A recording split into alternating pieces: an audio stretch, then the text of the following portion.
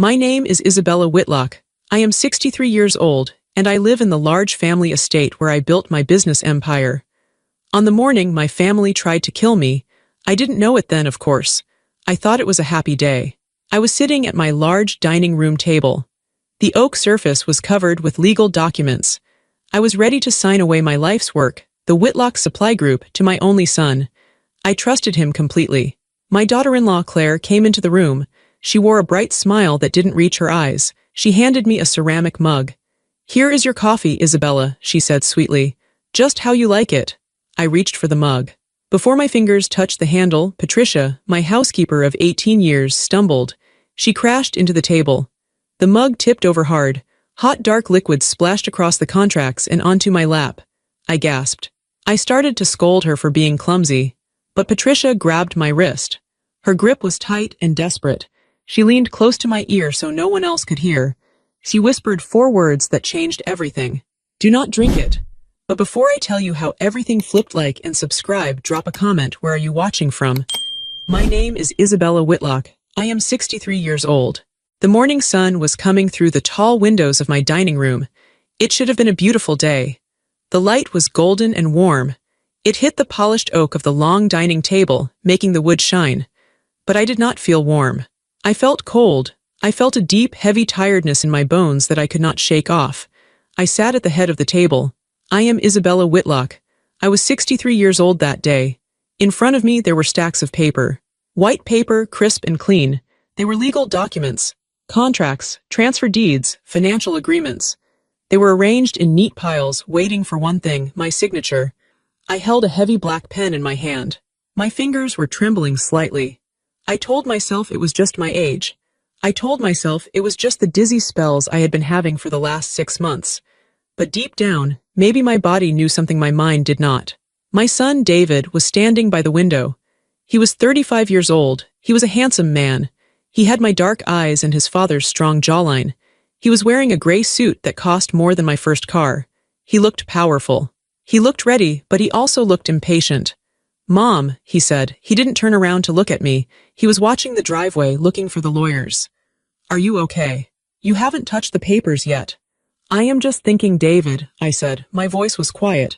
"This is a big step. It is 40 years of my life." David turned around then.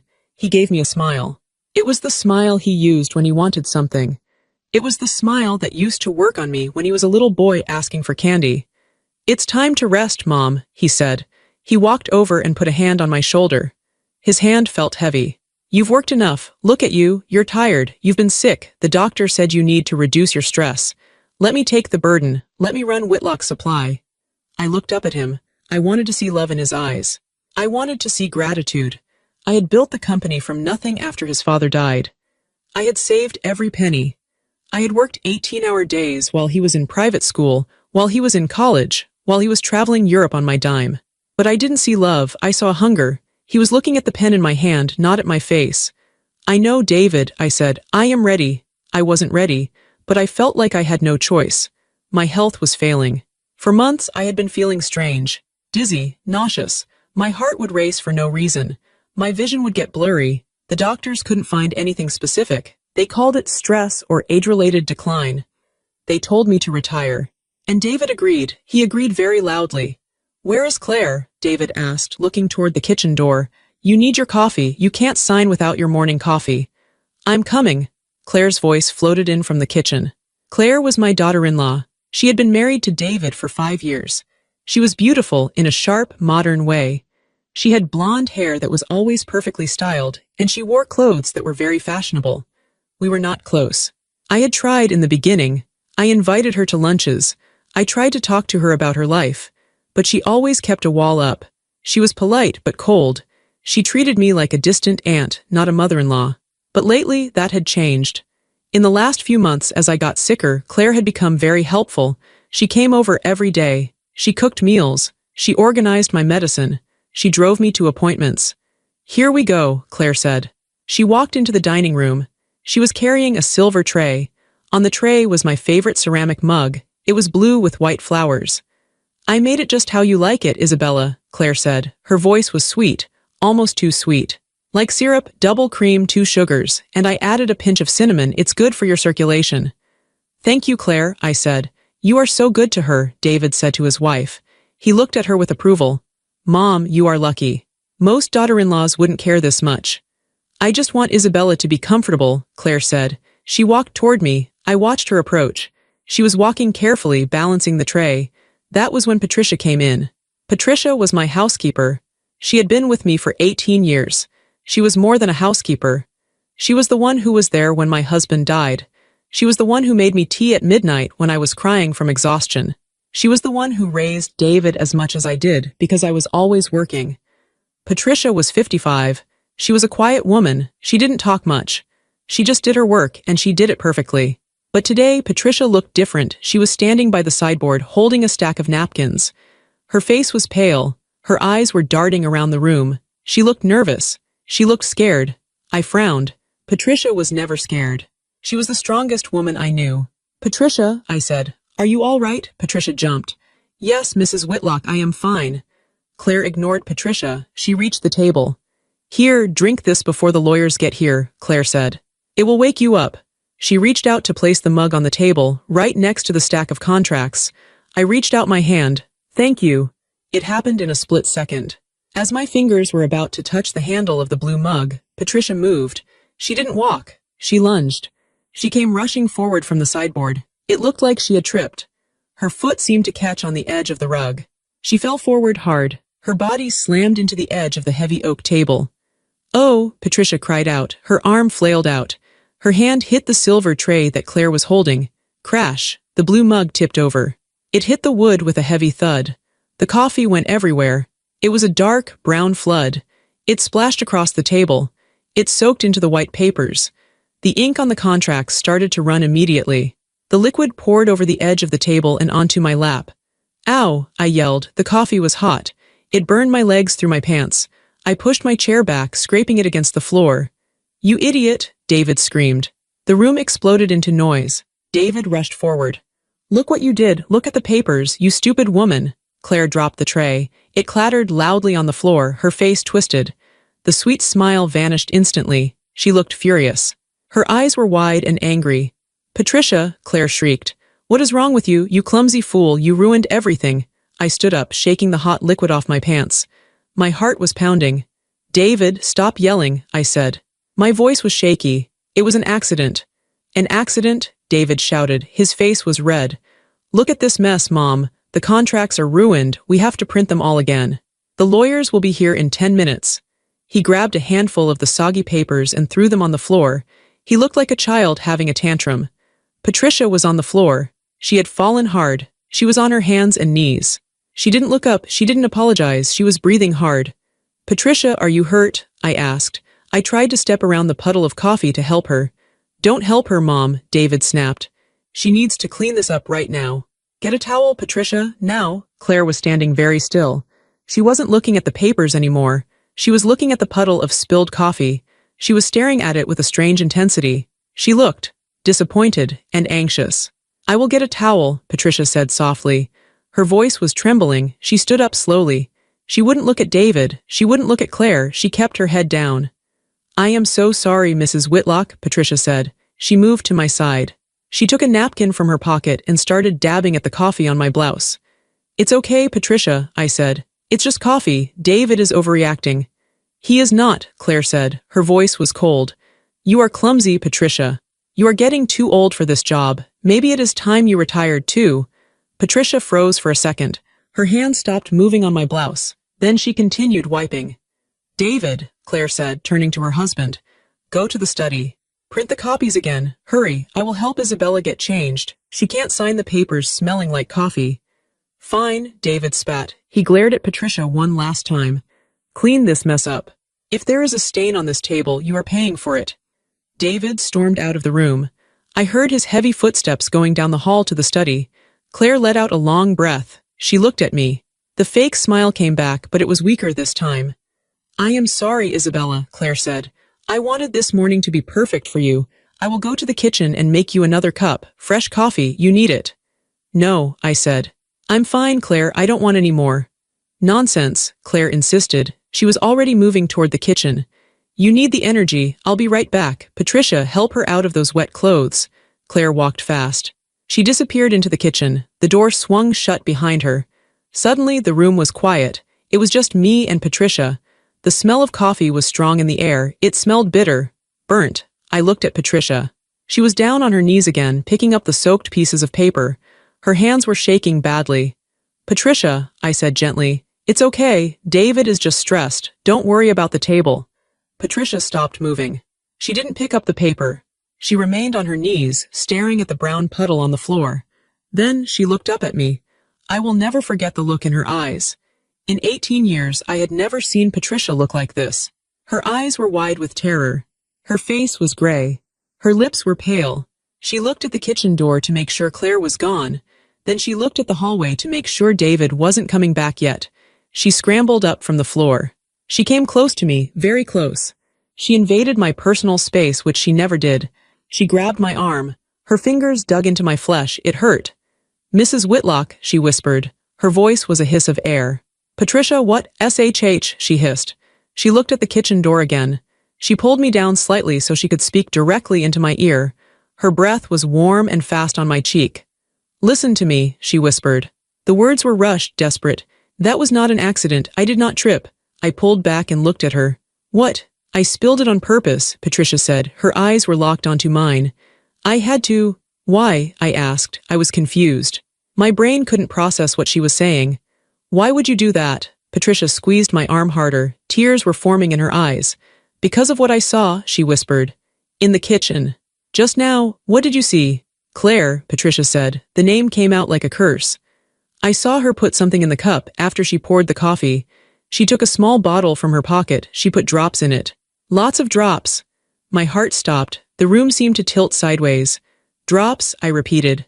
Like sweetener, Patricia shook her head violently. No, not sweetener. It was a glass bottle, no label. She wore gloves when she touched it.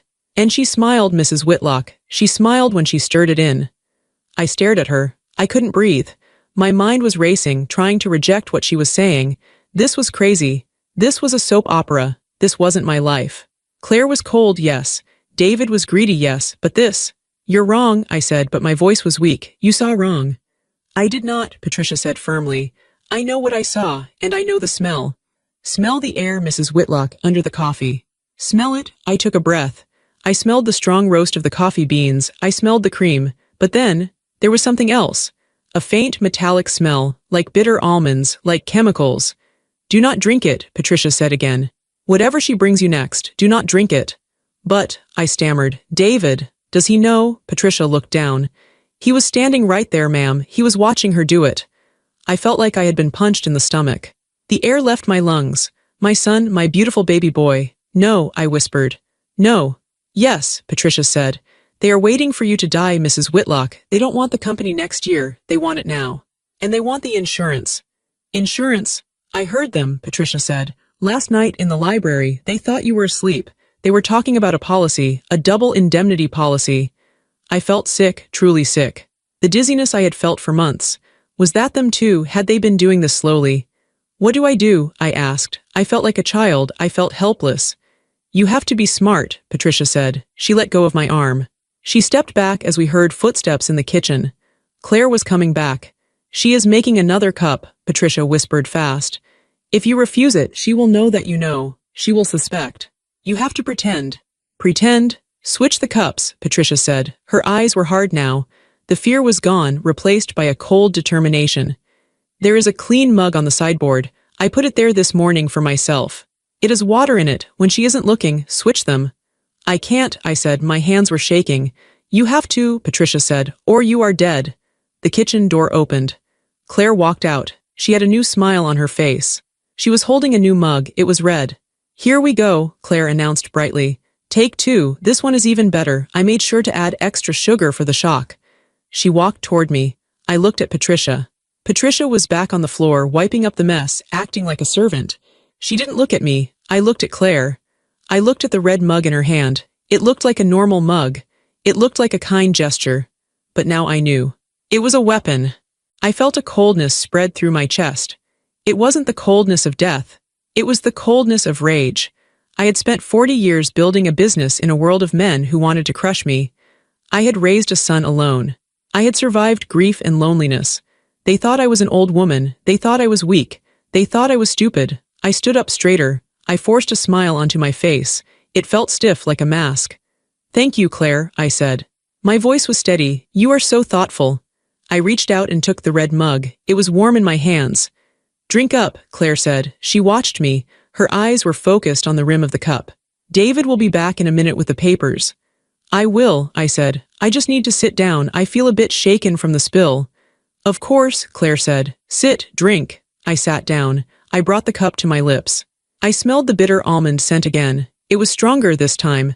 Claire was watching me. She was holding her breath. "Is something wrong?" she asked. "No," I said. "It's just hot." "Blow on it," she said. I pretended to blow on the steam. Just then David yelled from the study down the hall. "Claire, where is the toner? The printer is out of toner." Claire rolled her eyes. She looked annoyed. She looked at me, then at the hall. "1 second," she said to me. "Don't let it get cold." She turned around. She walked toward the hall to shout at David. "It's in the bottom drawer, David. Look with your eyes." Her back was turned. It was my only chance. I looked at Patricia. Patricia nodded once. A tiny, almost invisible nod.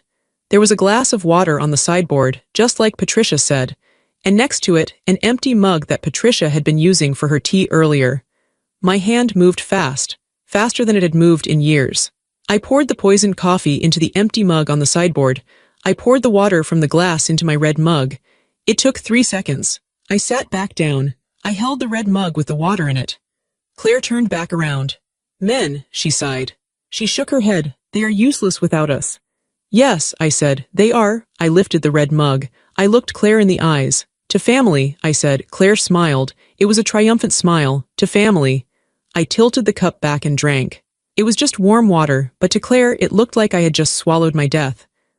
I said. "Delicious." Claire's shoulders relaxed. She looked relieved. "I'm glad you like it," she said. "I really am." She walked over to the table and sat down opposite me. She picked up her own cup, a green one that was sitting on the table from earlier. "I think I'll join you," she said. "It's been a stressful morning." I froze. I watched her hand reach for her green cup. And then I saw it. I saw the mistake. In the confusion of the spill, in the chaos of Patricia falling, the mugs on the sideboard had been moved. The mug I had poured the poison into wasn't an empty spare mug. It was the green mug, Claire's mug. Patricia had moved it to the sideboard to clean the table. I had poured the poisoned coffee into Claire's cup, and now Claire was lifting it to her lips. "Cheers, Isabella," she said. I opened my mouth to speak, to warn her, to scream don't, because I am not a murderer, I am a mother. But then I looked at her eyes. I saw the greed. I saw the hate she had been hiding for 5 years. I thought about the drops. I thought about David watching. I thought about them waiting for me to die. I thought about the last 6 months of my life, feeling sick and weak, while they smiled and poisoned me slowly. I closed my mouth. I held my warm water tight. "Cheers, Claire," I said softly. Claire took a big sip. She swallowed. "That's good," she said. She licked her lips. "A bit bitter, though." "It's the special blend," I said. Claire smiled. "Yes, it is." She set the cup down. I waited. I sat in my chair, my heart hammering against my ribs like a trapped bird. I waited for the poison to take the wrong person. I looked at Patricia. She was still on the floor, scrubbing a stain that wasn't there. She knew what I had done. She didn't say a word. The house was quiet. The sun was still shining. The dust motes danced in the light. And then Claire frowned. She touched her throat. She coughed, a small, dry cough. "Excuse me," she said. She coughed again. Harder. "Are you okay?" I asked. My voice was calm, scarily calm. Claire started to say, but her voice cut out. She grabbed her neck. Her eyes went wide. The cup fell from her hand. It didn't break this time. It rolled across the table, spilling the dark liquid again. Claire stood up. She tried to scream, but only a choking sound came out. She clawed at the air. She looked at me. And in that second she knew. She knew that I knew. And then she fell. Claire hit the floor hard. It was not a graceful fall. It was the sound of dead weight hitting expensive wood. Her head cracked against the leg of the dining chair. The room was suddenly very small. The air felt thin. I sat in my chair. My hands were still wrapped around the warm red mug, the mug filled with water. I did not move. I could not move. It felt like my feet were nailed to the floorboards. "Claire," I whispered. She did not answer. She was on her back. Her eyes were open, but they were rolling up into her head. All I could see was the white part. It was terrifying. Her body started to shake. At first, it was just a tremble. Then it became violent. Her heels drummed against the floor. Thump, thump, thump, thump. Her arms flailed around, hitting the chair, hitting the table leg. Foam started to bubble at the corners of her mouth. It was pink. She had bitten her tongue. I watched her. I watched the woman who had just tried to kill me. Minutes ago, she was smiling. She was planning my funeral. She was thinking about how she would spend my money. Now, she was fighting for air. A strange feeling washed over me. It wasn't happiness. It wasn't victory. It was a cold, hollow shock.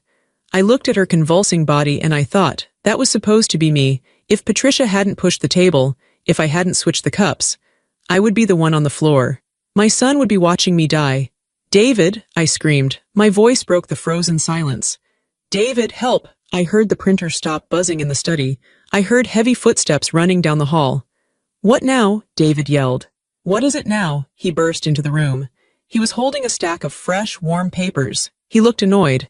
He looked ready to yell at Patricia again. Then he saw his wife. The papers slipped from his hands. They fluttered to the floor like giant snowflakes, landing in the spilled coffee. Claire, David said. His voice was small. He sounded like a little boy. He ran to her. He dropped to his knees. The knees of his expensive gray suit hit the puddle of coffee. He didn't care. Claire, baby, what's wrong? He grabbed her shoulders. He tried to hold her still, but she was shaking too hard. Her back arched off the floor. Her teeth were clenched tight. She was making a terrible gargling sound deep in her throat. David looked up at me. His eyes were wide with panic, but there was something else in his eyes too. Confusion. Mom, he shouted. What happened? What did she do? She drank her coffee, I said. My voice was flat. I was amazed at how steady I sounded. She took a sip, and then she fell. David froze. He looked at the table. He looked at the red mug in my hand. Then he looked at the green mug lying on its side on the floor next to Claire. I saw the realization hit him. It was like a physical blow. His face went pale. All the blood drained out of his skin. He looked at the green mug, and he knew. He knew because he was part of it. The green cup, he whispered. She drank from the green cup. Yes, I said. She wanted to join me. David looked back at Claire. Her shaking was slowing down, but her breathing was shallow and ragged. She was turning blue around the lips. Oh God, David moaned. Oh God, no. He knew exactly what was in her system. He knew exactly what was killing her. Call 911, I yelled at him. David, call an ambulance. He didn't move. He stared at his wife. He was paralyzed. I realized then that he was calculating. He was doing math in his head. If he called 911, they would ask questions. They would find the poison. If they found the poison, they would ask where it came from. He was hesitating. His wife was dying on the rug, and he was worried about getting caught. David, I stood up. I slammed my hand on the table. Call them now, he snapped out of it. He fumbled for his phone in his pocket. His hands were shaking so badly he dropped it twice. I can't unlock it, he stammered. My fingers are sweating. Patricia stepped forward. She had been standing in the corner, silent as a ghost. She held out her own phone. I have already called them, sir, Patricia said. Her voice was ice cold. They are 2 minutes away. David looked at Patricia with pure hatred. For a second, I thought he was going to hit her. He hated that she was calm. He hated that she was witnessing this.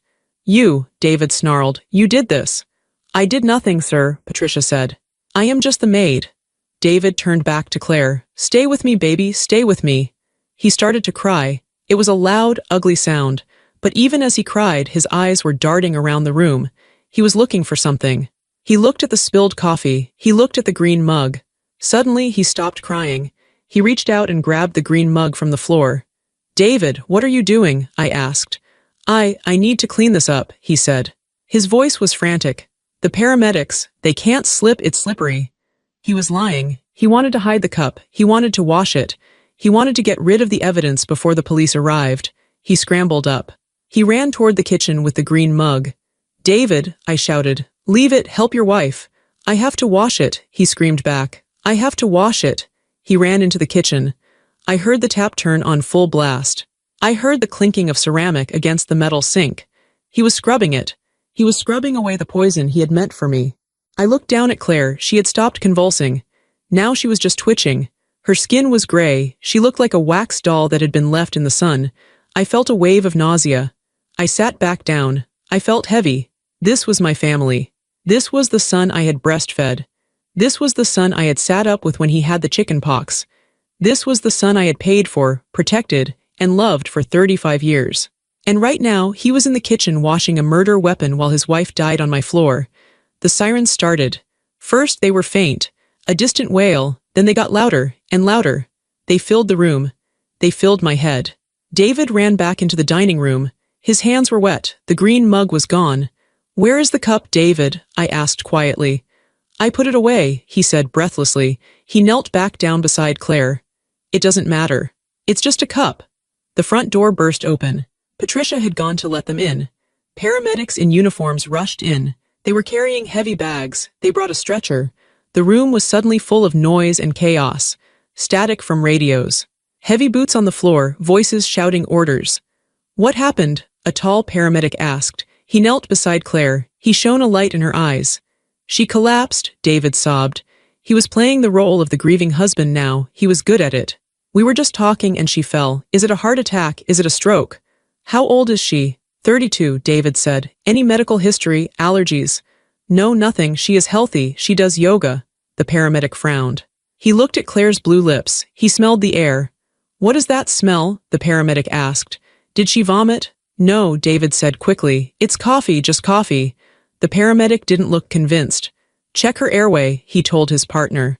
"Start an IV. We need to go, now." They lifted Claire onto the stretcher. Her body was limp. Her head lolled to the side. She looked dead already. "I'm coming with her," David yelled. "One family member only in the back," the paramedic said. David looked at me. He looked torn.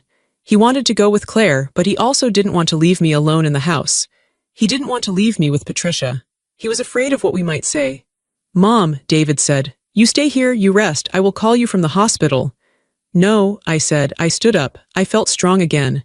Stronger than I had felt in years. "I am coming too." "There is no room," David argued. "You are sick." "I am not sick," I said, staring him in the eyes.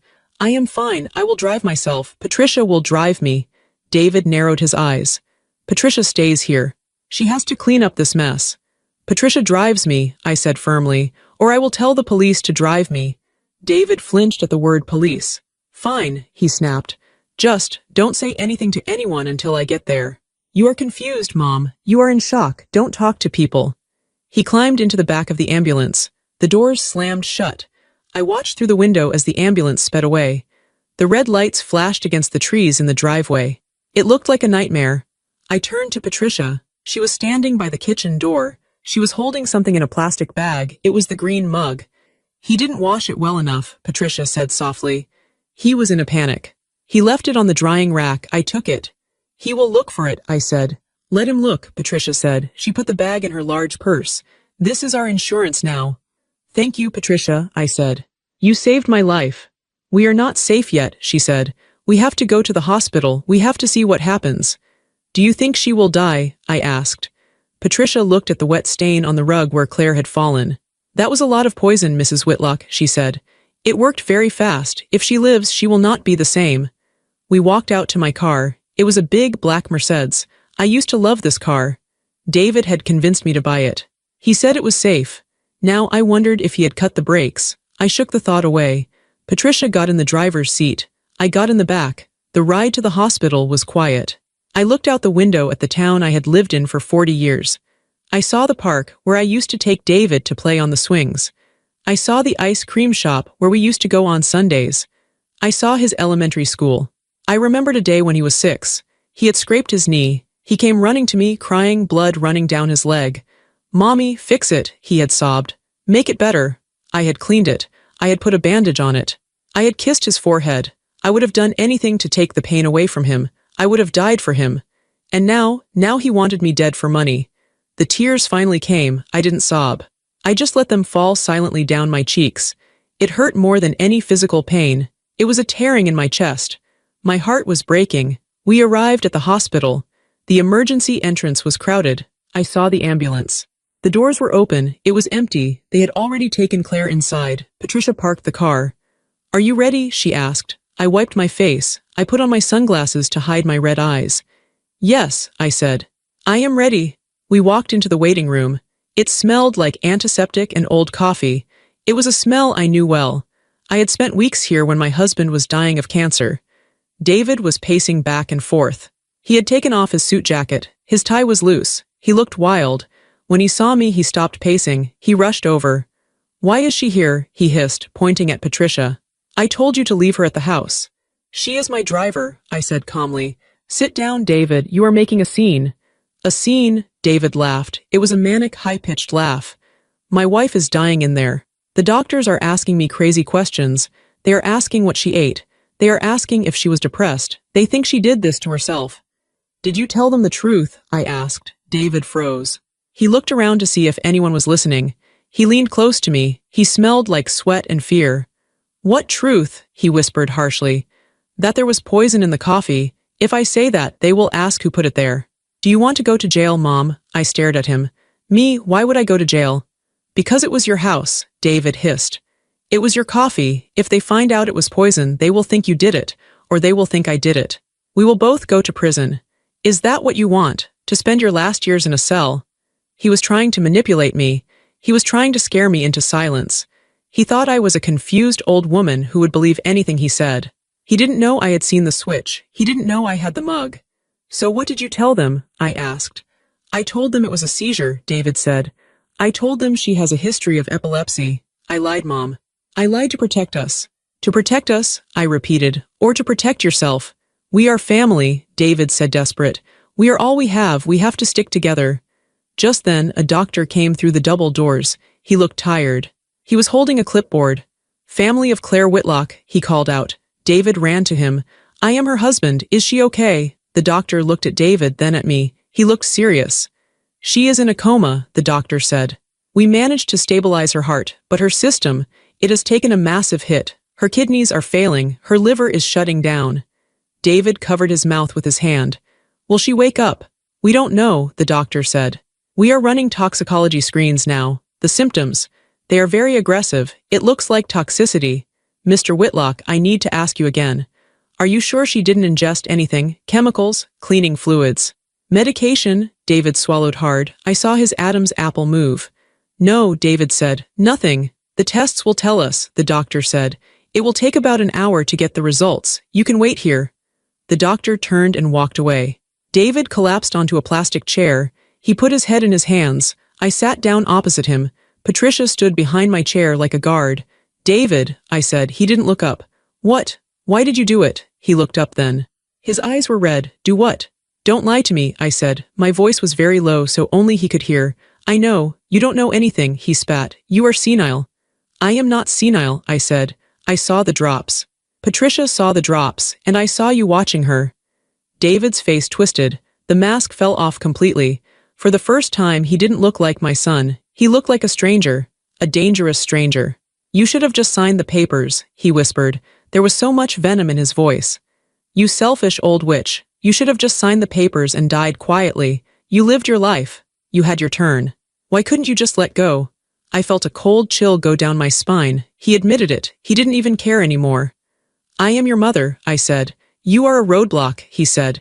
"You sit on that money like a dragon. You don't spend it, you don't enjoy it, you just work. Claire and I, we have dreams, we have debts. We needed that money now, not in 10 years when you finally drop dead of old age. So you decided to kill me. It would have been painless," he said.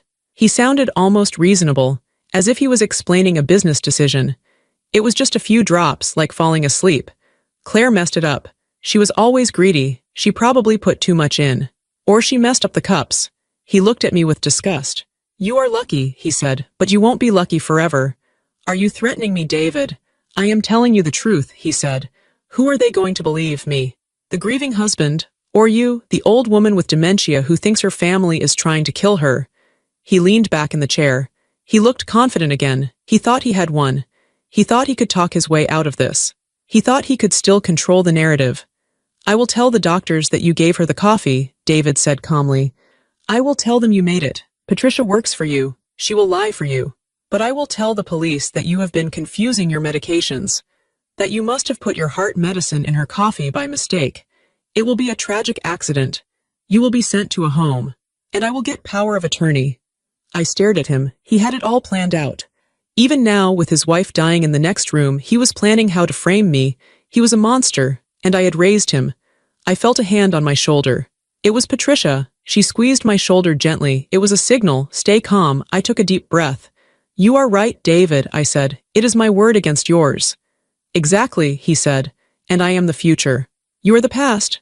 I looked at the clock on the wall. It was 11:30 a.m. I am thirsty, I said. Patricia, please go get me a water. Yes, ma'am, Patricia said. She walked toward the vending machines. I need coffee, David said. He stood up. I need to wake up. This is going to be a long day. He walked away toward the hospital cafeteria. I sat alone in the waiting room. I watched the people around me. A mother holding a crying baby. An old man in a wheelchair. A teenager with a broken arm. Normal people with normal problems. I reached into my purse. I pulled out my phone. I pressed the button to stop the recording. I had started the voice memo app on my phone when we walked into the hospital. I had recorded every word David just said. You are a roadblock. It would have been painless. I will tell the police that you have been confusing your medications.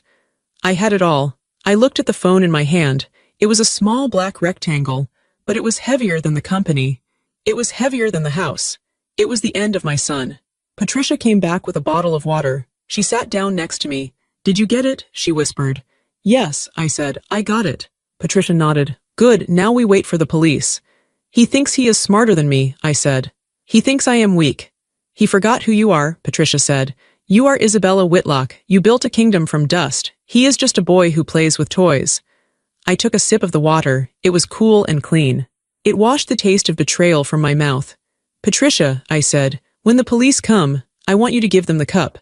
I will, and I want you to tell them everything, about the drops, about the library conversation. Everything, I will. And then, I said, looking at the door where David had exited, I am going to destroy him. It wasn't a threat, it was a promise. I wasn't the victim anymore. I was the witness. I was the prosecutor. I was the judge. The doors opened. 2 police officers walked in. They walked up to the reception desk. They spoke to the nurse. The nurse pointed to the emergency doors. Then she pointed to me. The officers turned. They started walking toward me. I sat up straight. I smoothed my skirt. I lifted my chin. I was ready. The 2 police officers stopped in front of me. One was older, with a gray mustache and kind eyes.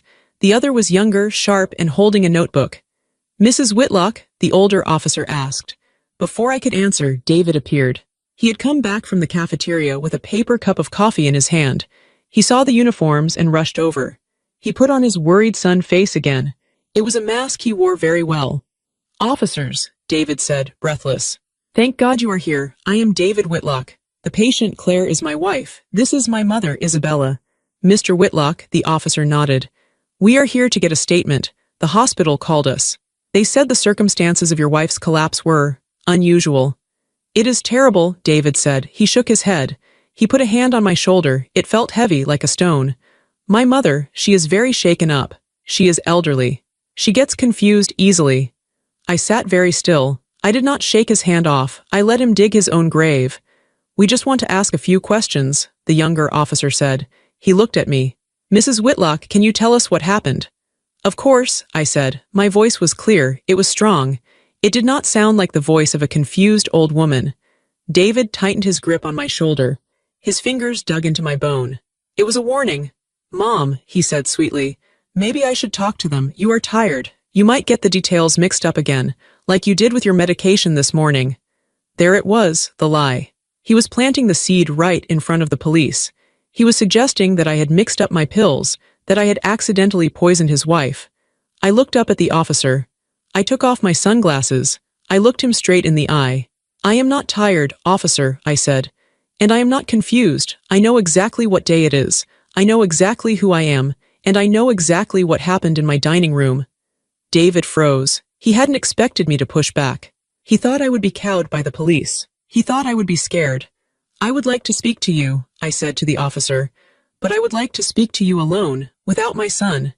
The older officer looked at David's hand on my shoulder. He looked at the tension in David's jaw. Sir, the officer said politely, could you give us a moment? Why don't you go check on your wife? David looked trapped. If he refused, he looked suspicious. If he left, he lost control of the narrative. I just don't want her to say anything that isn't true, David stammered. She has been having episodes. We are trained to handle that, sir, the officer said. Please. Step aside. David let go of my shoulder. He glared at me. It was a look of pure venom. Then he turned and walked back toward the emergency room doors. I watched him go. I watched his expensive suit, his confident walk. And I felt a wave of memories crash over me. I looked at the officers. Please give me a moment, I said. I need to collect my thoughts. Take your time, ma'am, the officer said. I closed my eyes. I needed to find my strength.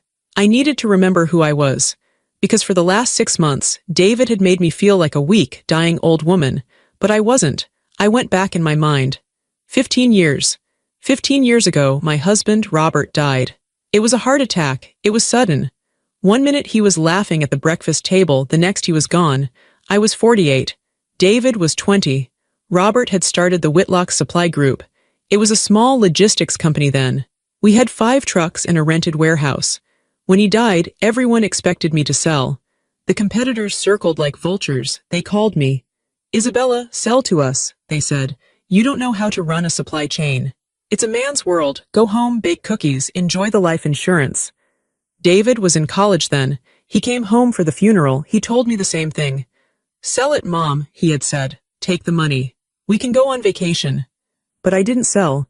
I went to the office the day after the funeral. I wore my black dress. I sat at Robert's desk. The chair was too big for me. The men in the warehouse looked at me with doubt. They whispered. They bet on how long I would last. I lasted. I didn't just last. I worked. I worked harder than Robert ever did. I learned every route. I learned how to fix a transmission on a semi-truck. I learned how to negotiate contracts with suppliers who tried to cheat me because I was a woman. I worked nights.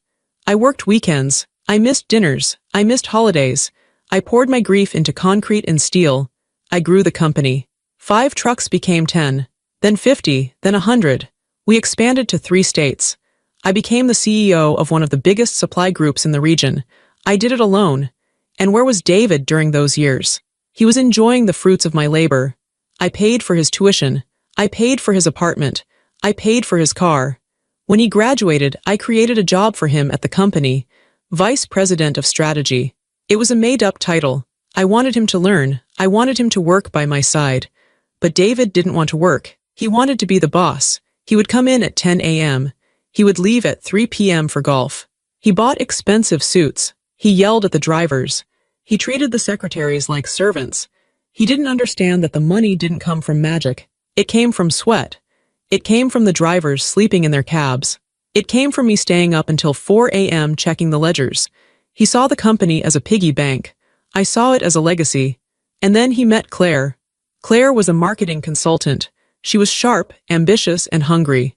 She saw David and she saw a golden ticket. She saw a weak man with a rich mother. They married fast. The spending increased. New house, new cars, vacations to Bali, to Paris, to Dubai. They always needed more. And I always gave it to them. I was guilty. I felt guilty that I had worked so much when David was a child. I tried to buy his love with money. That was my mistake. You cannot buy love. You can only rent it. And when the money stops, the tenant leaves. Or, in my case, the tenant tries to kill the landlord. I opened my eyes. The hospital waiting room came back into focus. The police officer was still waiting patiently. Patricia was sitting next to me, her hand on her purse. I wasn't the weak old woman David thought I was. I was Isabella Whitlock. I had fought unions. I had fought banks. I had fought grief. I could fight my son. Officer, I said. I am ready to talk. Tell us about the coffee, the officer said. My daughter-in-law made it, I said. She brought it to me, but my housekeeper, Patricia, accidentally spilled it. Accidentally? The officer asked. He was writing in his notebook. That is what it looked like, I said. But then, Patricia warned me. Warned you? She told me not to drink it, I said. She told me she had seen Claire put something in the cup. The officer stopped writing. He looked up, his eyes were sharp now. She saw her put something in the cup. What exactly? Patricia spoke up. Drops, she said. Her voice was steady. From a small glass bottle, she wore gloves. She smiled when she did it. The officer looked at Patricia. And you are the housekeeper? Yes, sir. So what happened next? The officer asked me.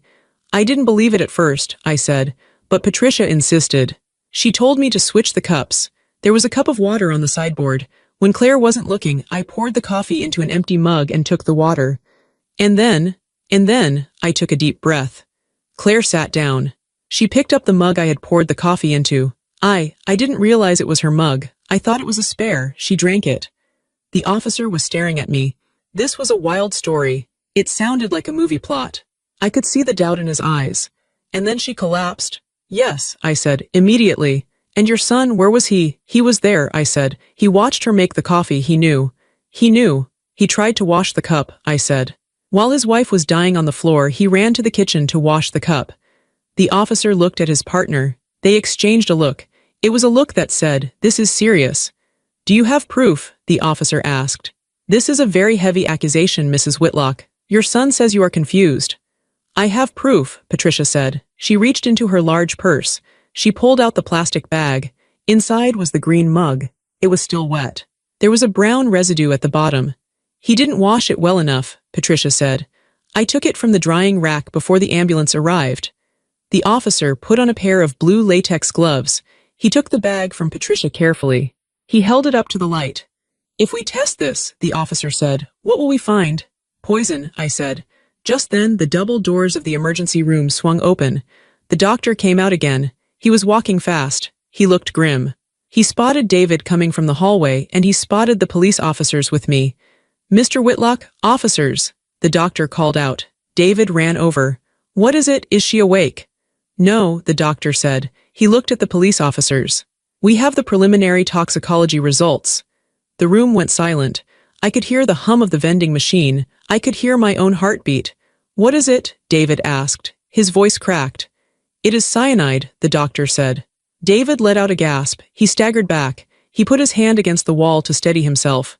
"Cyanide?" the officer repeated. "A massive dose," the doctor said. "It was in her stomach. We are pumping it, but the damage is severe. We have contacted the Poison Control Center. But officers, this is not something you buy at the grocery store. This is industrial grade." The older officer turned to David. His face was no longer kind. It was hard.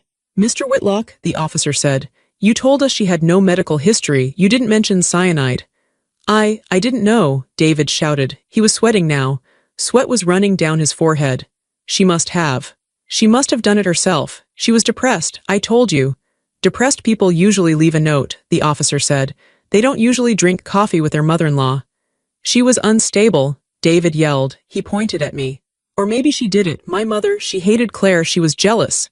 He was losing control. He was flailing. I stood up. I walked over to them. I stood next to the police officer. "I did not hate her, David," I said. "I pitied her." "And I pity you." "Shut up," David screamed at me. "You are trying to frame me. You and that maid, you planned this." Patricia stood up too. She walked over to us. She was holding a manila envelope. I hadn't seen her bring it. She must have had it in her bag the whole time. "Officers," Patricia said, "I think you should see this." "What is this?" the officer asked.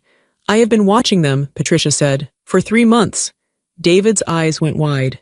"What?" "I saw the changes in Mrs. Whitlock," Patricia said.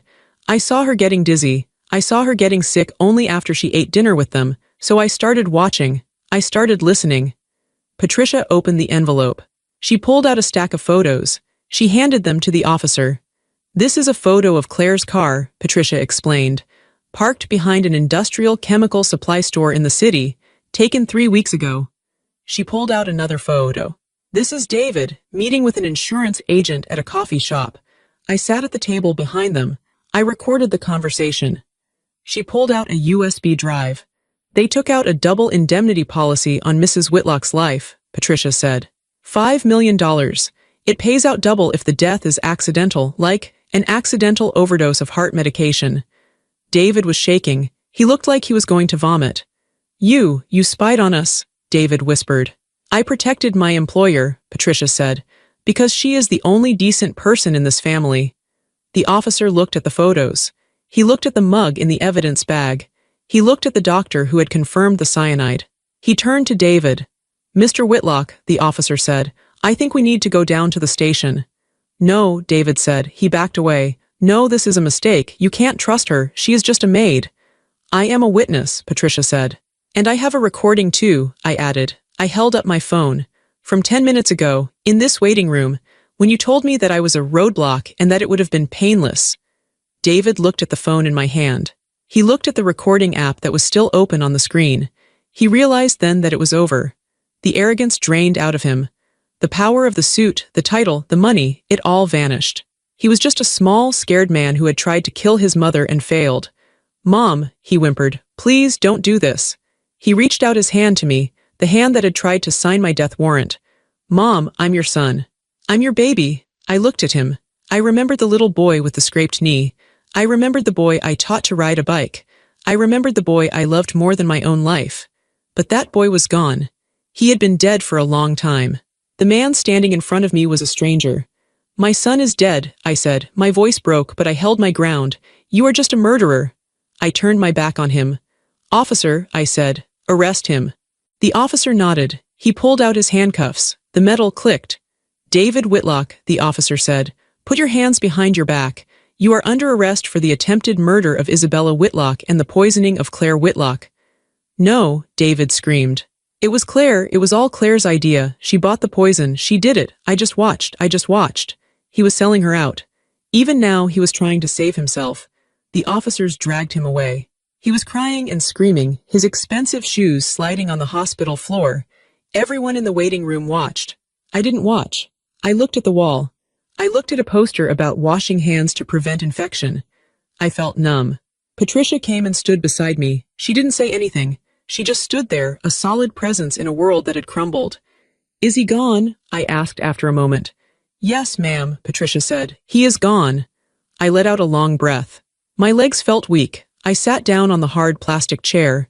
"It is over," I said. "Not yet," Patricia said gently. "Now comes the hard part." She was right. The adrenaline was fading. The reality was setting in. I was 63. I was a widow, and now I was childless. My family was gone. My legacy was tainted. "What do I do now, Patricia?" I asked. I felt small. "I have nothing left." Patricia sat down next to me. She took my hand. Her hand was rough from years of scrubbing floors. It was a worker's hand, an honest hand. "You have the company," Patricia said. "You have your life, and you have the truth." "The truth is ugly," I said. "The truth is clean," Patricia corrected. "Lies are dirty. The house is clean now, Mrs. Whitlock. We took out the trash." I looked at her. A small smile touched my lips. It was a sad smile, but it was real. "You are right," I said. "We took out the trash." "And," Patricia added, "you have me if you want me." "Patricia," I said, "I don't want you to be my housekeeper anymore." Patricia looked worried. "You are firing me." "No," I said, "I am promoting you.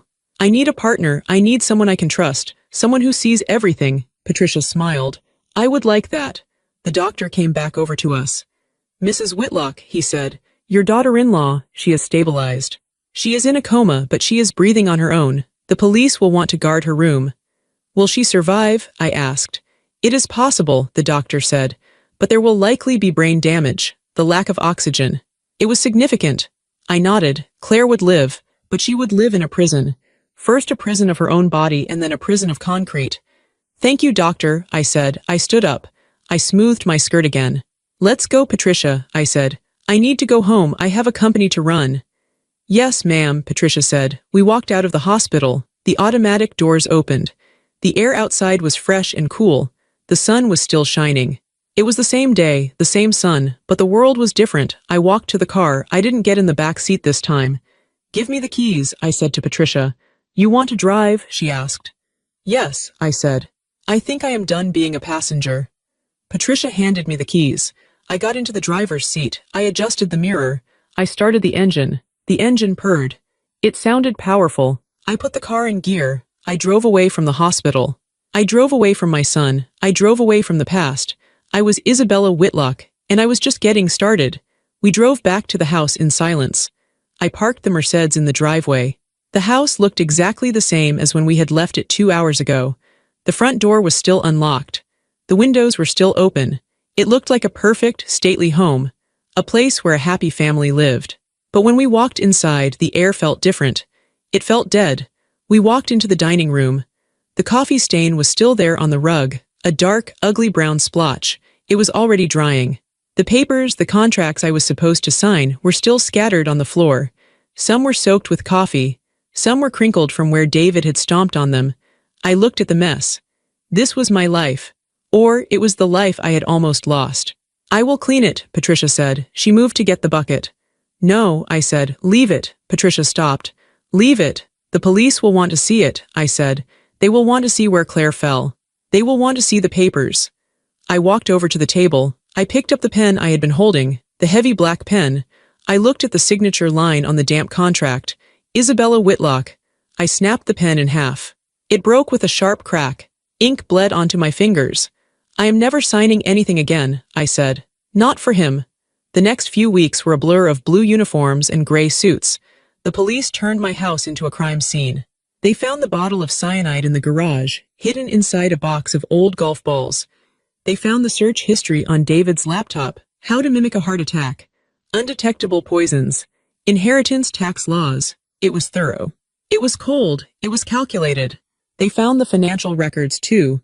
Patricia had seen some of them, but the forensic accountants found everything.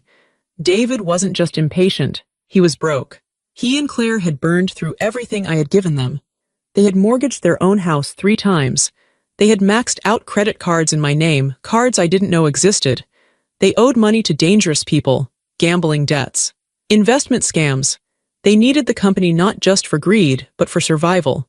They were drowning, and they decided to use my body as a raft to save themselves. I sat in my lawyer's office a month after the arrest. The lawyer, Mr. Henderson, was a quiet man. He looked at the stack of evidence. Isabella, he said gently, David is asking for a deal. He wants to plead guilty to a lesser charge, attempted manslaughter. He says he was coerced by Claire. He says he will testify against her if you ask for leniency.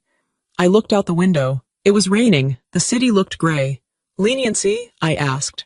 He is your son, Mr. Henderson said. Juries can be unpredictable and prison is a hard place. I thought about the morning in the dining room. I thought about the bitter almond smell. I thought about David washing the cup while Claire convulsed. He didn't want leniency for me, I said. He wanted a coffin. So, Mr. Henderson asked. No deal, I said. No mercy. I want him to stand trial. I want everyone to hear what he did. The trial happened 6 months later. It was not a circus. There were no cameras allowed in the courtroom. It was quiet. It was serious. I sat in the front row. Patricia sat next to me. Claire was not there. Claire was in a long-term care facility. She had woken up from the coma, but she wasn't Claire anymore. The cyanide had starved her brain of oxygen for too long. She couldn't speak. She couldn't feed herself. She stared at walls. She had brewed her own poison, and now she had to live in it. So it was just David. He walked into the courtroom in an orange jumpsuit. He had lost weight. His hair was messy. He didn't look like the powerful heir to the Whitlock empire anymore. He looked like a scared, pathetic man. He tried to catch my eye. He mouthed the word Mom. I looked through him. I looked at the judge. The prosecutor was direct. He didn't use fancy words. He just laid out the facts. He showed the photos Patricia had taken. He showed the financial records. He showed the green mug. And then he played the recording. The courtroom was silent. My voice came through the speakers, tinny and small. Why did you do it? Then David's voice, loud, arrogant. You are a roadblock. You sit on that money like a dragon. It would have been painless. David closed his eyes when he heard his own voice. He slumped in his chair. The jury looked at him. They didn't look angry. They looked disgusted. There was no shouting. There were no dramatic objections. It was just the weight of the truth crushing him slowly. When I took the stand, I didn't cry. Mrs. Whitlock, the defense attorney, asked me, Did you love your son? Yes, I said. I loved him more than anything. Then how can you testify against him? Because, I said, looking directly at David. A mother's job is to teach her child right from wrong. I failed to teach him that when he was a boy, so I am teaching him now. The verdict took 2 hours. Guilty on all counts. Attempted murder in the first degree. Conspiracy. Fraud. The judge sentenced him to 25 years without parole. As the bailiffs led him away, David screamed. It wasn't a scream of remorse. It was a scream of rage. It's mine, he yelled. That company is mine. You can't take it. The heavy wooden doors closed behind him. I sat on the bench for a long time. The courtroom emptied out. The lights dimmed. Patricia touched my arm. Are you ready to go home? No, I said. I don't have a home anymore. I sold the house the next week. I couldn't live there. Every room had a memory of him. The kitchen where he ate his cereal. The backyard where he learned to catch a ball. The dining room where he tried to kill me. I sold it to a young couple with 3 children. I hoped they would fill it with new, happier memories. I bought a condo in the city. It was sleek, modern, and had a view of the skyline. It had no ghosts. I went back to the office. The first day I walked back into Whitlock Supply, the mood was tense. The employees knew what had happened. It was all over the news. Local CEO poisoned by son. They looked at me with pity. They expected a broken woman. I walked to the front of the room. I stood on the podium. "Good morning," I said. My voice was steady. "You have all heard the stories. They are true. My family is gone." The room was silent. "But," I continued, "this company is my family too. You are my family, and we have work to do." I didn't retire. I didn't hide. I worked. But I worked differently. I stopped working 18-hour days. I stopped trying to control everything. I realized that life was short, and it could be taken away in a sip of coffee. I called Patricia into my office one morning. She was wearing her housekeeper uniform. She looked out of place in the corporate office. "Sit down, Patricia," I said. She sat on the edge of the leather chair. "Do you need me to get your lunch, Mrs. Whitlock?" "No," I said. "I have a new contract for you." I slid a paper across the desk. Patricia picked it up. She read it. Her eyes went wide. "Director of Internal Affairs," she read. "Mrs. Whitlock, I don't have a degree. I don't know business." "You know people," I said. "You saw what I missed. You saw the lies. You saw the danger. You have the best eyes in the world, Patricia. I need those eyes here. I need you to help me protect this company." "And the salary?" Patricia gasped. This is too much." "It is exactly enough," I said. "You saved my life.